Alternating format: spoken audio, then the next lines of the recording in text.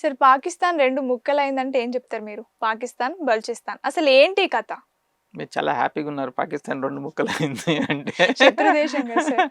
Yes exactly.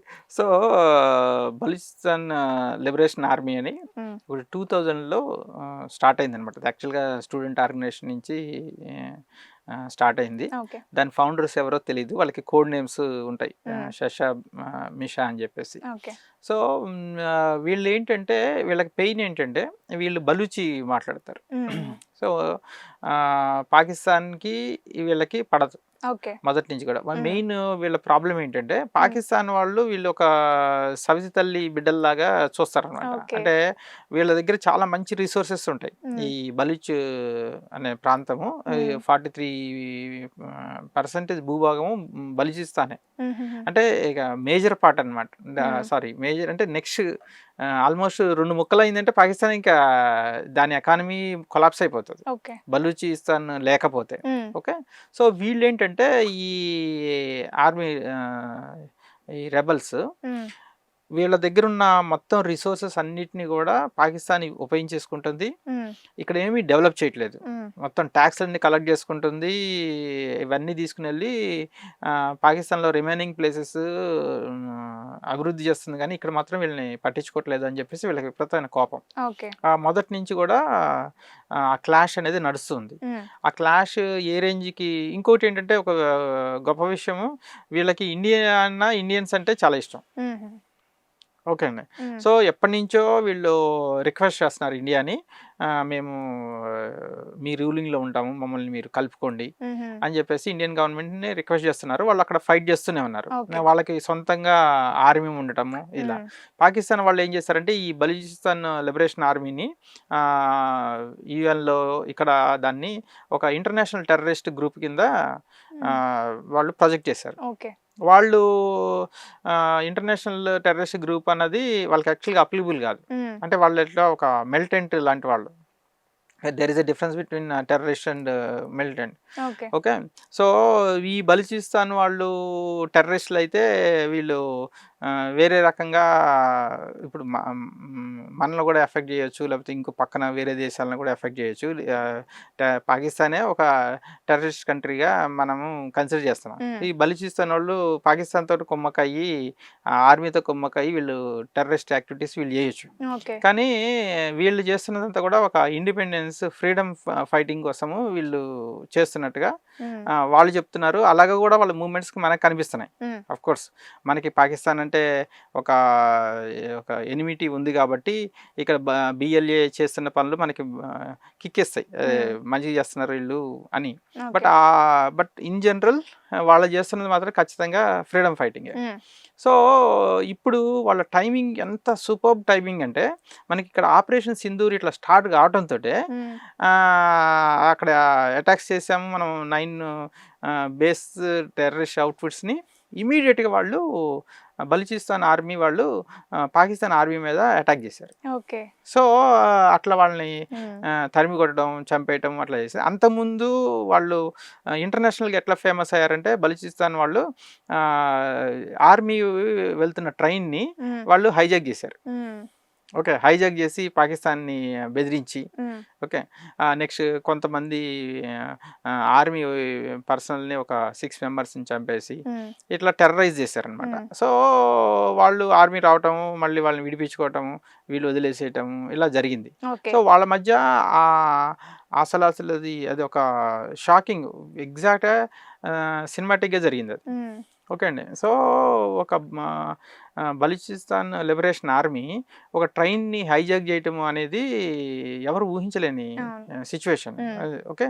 So, అంత powerful అనమాట. హ్మ్. సో, ఇప్పుడు గూడా వాళ్ళు ఇదే ఛాన్స్ తీసుకొని ఇక్కడేమో పాకిస్తాన్ ఆర్మీ అంతా గూడా లైన్ ఆఫ్ కంట్రోల్ దగ్గర లేతే మిస్సైల్స్ ఆపరేట్ చేయడం కోసం ఎంగేజ్ అయ్యుంది. అవును. సో, రిమైనింగ్ కొద్దో గొప్ప వీక్‌గా ఉన్న తక్కువ మోతాదులో ఉన్న ఆర్మీ మీద వీళ్ళు అటాక్ చేసేసారు. హ్మ్. అటాక్ చేసేసి మెయిన్ క్వెట్టా ఉంటది.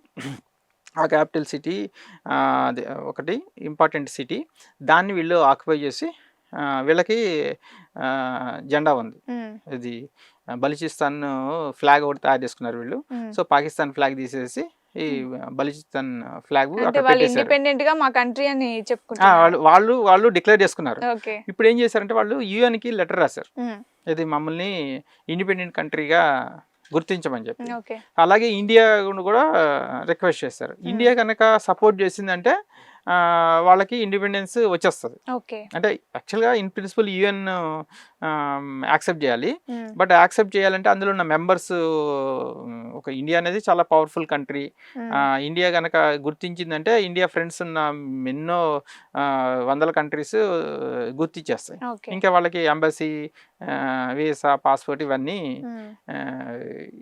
స్టార్ట్ అయిపోతాయి అనమాట. సో వాళ్ళ ఓన్ కరెన్సీ ఉండొచ్చు, ఇలాంటివన్నీ కూడా జరుగుతాయి. ఇప్పుడు ఏంటంటే ఆ స్టేజ్కి వస్తున్నారు. ఇప్పుడు వాళ్ళు దే డిక్లేర్డ్, బట్ ఇక్కడ ఒక పాయింట్ ఉంటుంది, అదేంటంటే దే ఆర్ ఆల్ సివిలియన్స్. ఇప్పుడు ఒక కంట్రీ ఆర్మీ పవర్ఫుల్గా ఉంటుంది, వాళ్ళ దగ్గర వెపన్స్ ఉంటాయి. ఇప్పుడు వీళ్ళ దగ్గర ఉన్న బలూచిస్తాన్ దగ్గర ఏముంటాయి వెపన్స్? ఆల్రెడీ పాకిస్తాన్ దగ్గర ఆర్మీ దగ్గర కొట్టేసిన వెపన్స్ వీళ్ళ దగ్గర ఉంటాయి. వీళ్ళు వెపన్స్ ఏమన్నా ఉంటే హోమ్ మేడ్ వెపన్స్ ఏమన్నా తయారు చేసుకోవాలి, అంతకు మించి పవర్ఫుల్ వెపన్స్ ఏమి ఉండవు. ఒక కంట్రీ ఆర్మీ వచ్చింది అంటే వీళ్ళని అటాక్ చేసి వీళ్ళని లొంగ తీసుకునే పరిస్థితి ఉంటుంది. సో ఆ టైంలో మరి ఏమన్నా సరే ఇండియా సపోర్ట్ చేస్తుందా, లేకపోతే వేరే కంట్రీస్ ఎవరు సపోర్ట్ చేస్తాయి ఈ బలూచిస్తాన్కి అన్నది చూడాలి. ఇప్పుడు వరకు అయితే అంటే ఈ టైం చూసుకొని వాళ్ళు పాకిస్తాన్ ఆర్మీ మీద వాళ్ళు విన్ అయ్యి వాళ్ళు డిక్లేర్ చేసుకున్నారు. సో ఇప్పుడు అది గుర్తించాలని చెప్పి అంటారు. ఇది ఎంతవరకు వాళ్ళు సస్టైన్ అయ్యి ఉండగలుగుతారు అన్నది మనం చూడాలి. ఓకే, మొత్తానికి మనకు ఒక పెద్ద ప్లస్ పాయింట్ అంటే బలూచిస్తాన్ ఎంతో గొప్ప. Exactly plus point. ఇప్పుడు పాకిస్తాన్కి అది ఇంటర్నల్గా ఏంటంటే అది ఒక ఇప్పుడు ఇండియాతో వార్ చేయాలో తెలీదు, ఇది వీళ్ళతో చేయాలో తెలియదు. ఇంకోటి కూడా సీజ్ ఫైర్ ఎందుకు వచ్చింది, ఎందుకు యాక్సెప్ట్ చేస్తుంటారు అంటే ఇది కూడా ఒక థియరీ ఉందన్నమాట. అంటే బలూచిస్తాన్ని ఫైట్ చేయాలి కాబట్టి రెండు ఒకేసారి పాసిబుల్ కాదు కాబట్టి సీజ్ ఫైర్ చేసుకొని బలూచిస్తాన్ ఫస్ట్ అది పోగొట్టుకోకూడదు కదా. కాశ్మీర్ సంగతి పక్కన పెట్టండి, ఫస్ట్ వాళ్ళ ఓన్ ల్యాండ్ 43% ల్యాండ్ పోతుంది. సో అందుకోసం దాన్ని సెటిల్ చేసుకోవాలి కాబట్టి సీజ్ ఫైర్ యాక్సెప్ట్ చేసి ఉండొచ్చు అని చెప్పి ఇంకొక థియరీ కూడా ఉందన్నమాట. Okay sir, thank you sir. Thank you very much.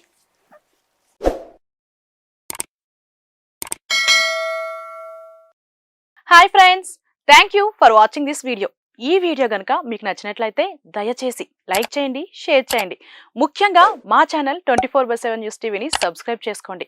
ఆ తర్వాత మీ విలువైన అభిప్రాయాల్ని, మార్పులు, చేర్పులు, కావాల్సిన వీడియో ఏమన్నా ఉంటే మన వీడియో కింద కామెంట్ సెక్షన్లో కామెంట్ రూపంలో తెలియజేయండి. నమస్కారం, సాయిదంచిక మాట్లాడుతున్నాను. ప్లీజ్ సబ్స్క్రైబ్, షేర్, లైక్ చేయండి 24/7 టీవీ ఛానల్. హాయ్ నమస్తే, నేను మీ Sonia Akula. Please subscribe to 24/7 news TV. Hi అండి, అందరికీ నమస్తే. నేను Mankota Prasad. Please do subscribe 24/7 news TV. Political, entertainment and infotainment updates కోసం like, share, subscribe 24/7 news TV.